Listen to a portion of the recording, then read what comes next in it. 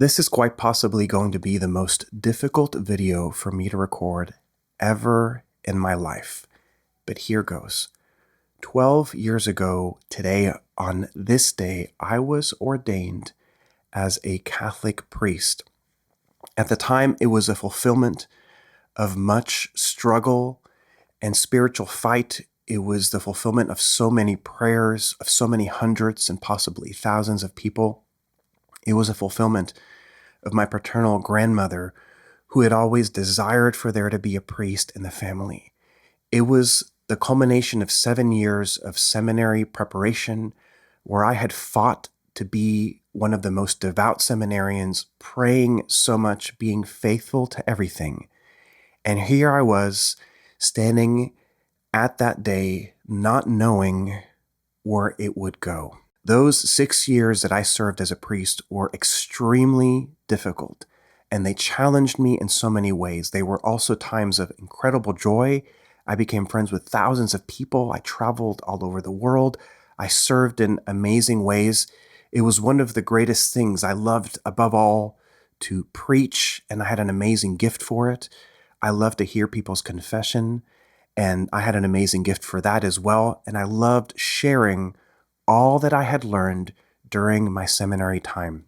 But as St. Thomas Aquinas says in one of his works, a small mistake at the beginning leads to terrible ends. And there were a number of different things that I simply did not know about myself or did not understand about myself that possibly, had I known, I might have had a fighting chance. The priesthood beat me down, and after 6 years, I, of my own free will, left. Some short time later, I got married, and here I am. About a couple years after I left, my wife suggested to me to have this YouTube channel, but I still struggled with shame and with lots of other emotions of confusion and so much inner conflict that I didn't want to do it, but I decided to start this channel 4 years ago. When I first left the priesthood, I had this awful job that, in fact, I was fired from after 6 months. And I had some training before the seminary. I had gotten an undergraduate in counseling and a master's in counseling psychology.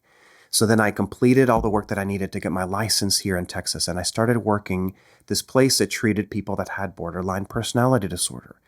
And it was a curriculum that was about a 5-week curriculum, and it was teaching them about themselves, about what type of person they are and things they're going to run into and all types of things like that. And as I started learning about these people, I came to this crazy realization that I was actually learning about myself.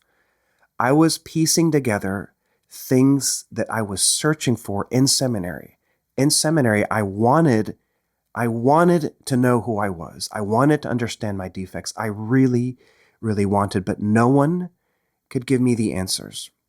And here right in front of me, maybe not as severe as the people that we were treating, but at least on some level, I could relate to that diagnosis.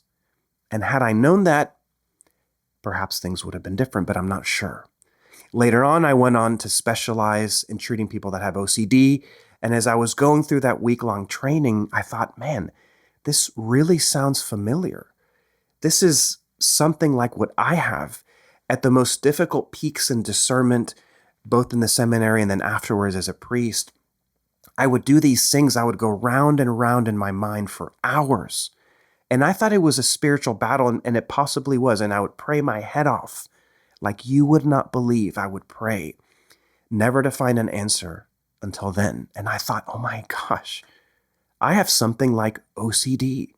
Had I known that, things could possibly have been so much easier. Me thinking about revealing to you it's been thinking about it for a while, and I don't feel like I have a necessity to, or like you need to know this, but I want to share this for your own benefit. Yesterday, I had my 25-year reunion with my classmates from high school. And in high school, I was shy. I didn't have the faith that I was practicing that gave me so much confidence and joy. There's a lot of things I didn't have, so I didn't always connect with my fellow classmates. I went to an all-male high school. I was always a little bit shy and standoffish. But yesterday I just started telling everyone my story in brief. Hey, I was a this, then I left to get married and this. And I realized that the more that I shared with people, the more free I felt. And possibly for the first time in 5 years, I was running around talking to people, being the social butterfly that I used to be. Whereas in the last 5 years, I've been more closed up except for, well, these YouTube videos. And I realized how much joy I gained by just being honest and being free, regardless of what people thought, that didn't matter. What mattered was me choosing to share and be honest. After about a year of having this channel, it wasn't lost on me the things that were coming together. That some 500 years ago, an ex-priest broke the church and he led people away by leading them away from believing in purgatory. And supposedly, that priest, Luther, had OCD. And when I thought, man, I can relate to him, except I don't want to make that same choice. After I left, within a few months, we toyed around with the idea, should I leave the faith? I thought about these things for a little bit, but then I realized I'm nothing without God. I'm nothing without the Eucharist and the Blessed Mother. God has always had me on a short leash.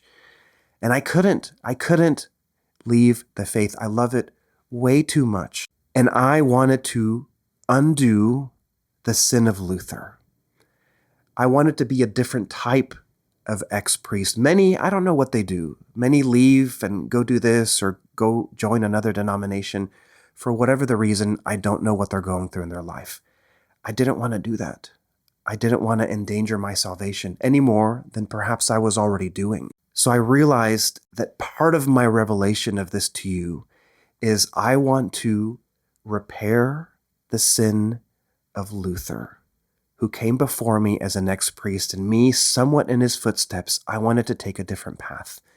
And I want to bring people back to believing in purgatory, the beauty that it is, the suffering that they go through, so that we can intercede for them. And me, if someone greatly deserving of purgatory, with much knowledge about it, who better than to serve as God's lowly instrument? Other reasons why I wanted to share this with you is because many people, because of the mistakes that they make, they hide in the shadows. And there's some things that it's cool to have done that. Like if maybe you did drugs before, or you were an ex-Satanist, or you were this, or you were a terrible sinner, and then you converted and came back. But it's not cool to be an ex-priest.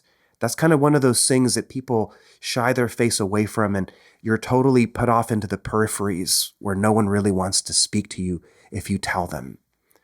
And I want to call those people who have in some way left the ministry to come back, because you're God's greatest assets. All that you know and all that you've seen and your story is of such inestimable value that you need to be put at the service of the people of God. Possibly not in the church, maybe they won't even let you, but something like what I'm doing. Nothing brings me greater joy than to share my gift of speaking to people through this YouTube channel. And when I think of all the things that Satan, through my ignorance, stole from me, the primary reason why I really want to reveal all of this to you is because I want you to help me get revenge on Satan. I'm tired of hiding behind shame and fear. And I want this channel to grow exponentially. I want to bring everyone to believe in purgatory, in the power of the prayer of the souls in purgatory, especially when they get to heaven. And I want us to fight back Satan, fire with purgatory fire. Many of you on hearing this, I honestly don't know and cannot control how you're going to feel. That's not the point of this. It's rather being faithful to the Holy Spirit leading me to do this, to inspire in you something. What? I don't know. A much greater love for purgatory and to know what's at stake. Everything is at stake. I sometimes look back and I wonder, would it have been better had I not left? Do I regret some of the things that I have? The answer is, I don't know, and I never will. And it's not worth my time toying with those questions. I'm thankful in fact, for the mistake that I made. Because I have this incredible treasure that maybe some of you will never have. And it's not just the priesthood. That's something that stays with you forever, but it's not just that. It's this. I never have an excuse for pride again. In fact, when I was in seminary and as I priest, because of my devotion, because I prayed more than everyone, I was the most prayerful one. Ask any of my brother seminarians and priests. I was the one on the knees the longest. I got there before Mass, before all of them, and I left after all of them. And they all would remember that. But a lot of that I did out of pride. I judged them and I judged myself to be better than them. And as a priest with my track record that I had, I thought I am better than so many other people. And now when I look in the mirror, I can never have that type of pride again. I have the immense shield of humility with me at all sides. And in this sense, God has used this failure of mine to be an immense protective shield against the attacks of the devil. For that reason alone, I'm thankful for where I'm at. For my wife and for my daughters, Eden and Rose, I could never let go of them. And they have taught me things about myself that I never knew. And I was completely ignorant of, and I probably never would have learned. We cannot be afraid anymore. Look at everything happening in our world. We cannot hide. One way or another, the truth will come out. It needs to be us that speak it, whatever that truth is. Help me get purgatory back in the belief of every single Christian. It's what broke the church. It's quite possibly what will bring it back together. I will see you in the next one.